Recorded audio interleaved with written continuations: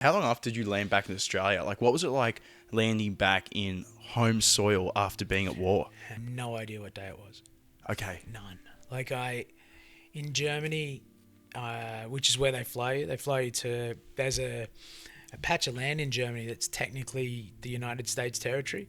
It's called Landstuhl.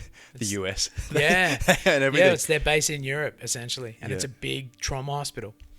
And yeah, they've got a pile of guys getting Belfort, but that's sort of the agreement between them, the Dutch, everyone who's basically a European-based force that's involved in it. They own basically the place that's going to do the trauma surgery and stuff like that. So I think they get doctors from everywhere. But technically, it would be, if you were going there with a passport, you'd need to go into the US. Really weird. But yeah, so 10 days I was there, and a bit of a larrikin while I was there, apparently, except I'd go in and out. Like, I can remember being happy. My folks were there. I can remember that was the first time So they I was flew your family over? What the hell? Yeah. Okay. That's nice. Yeah. I suppose the least they can do, but when they found out, they were on the golf course, right? And they came down. They got a phone call, like, Damien's been hit really badly in Afghanistan. Like, how far away are you from home? And like, we're on this.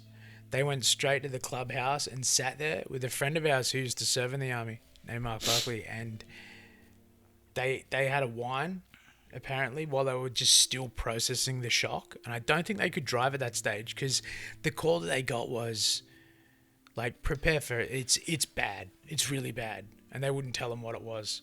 So they were kind of like, first thing you probably think is he's dead. Yeah. Like, he's been shot and we don't know. Like, you know, your son's struggling for breath or something. Like, it's not a nice thought for a parent. And then by the time they got up to their house, they had the two guys waiting there with medals and berets, and like, they would have thought for sure.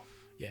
So at that stage, the point that I was at in the surgery side of things, I'd had one or two, and then they had me on a bed with the space blankets over me to see if my body could hold its own warmth. If I could hold my own warmth, they could keep going. Is that right? Yeah. So that was when my folks found out. Wow. It's like... Is that got to do with the heart pumping blood, or...? Yeah, and plus they put so much fluid around, which you can't have it. It's impossible to get it exactly to 36, 7 or whatever your body sits normally, 37. So yes. Yeah, your body just slowly almost becomes hypothermic and can't battle that element as well. It becomes really, really basic, I think, when it gets to that level of trauma. It's like... And if my body could hold its heat, then they can... But you wouldn't give up. Yeah, well, there's still this... I got 2 injections, which are worth a lot. Like, when you look at the records, there's 2 injections, which are worth about 35 grand each. Well, are they? And I don't know. Whatever it is, but I want more of it. Like, 35 grand. Yeah. Was that covered by Medicare? Yeah, subsidised, I'd hope? Yeah. It was like... They didn't send you the bill for that, did they? I don't know. I'd probably pay it if they had.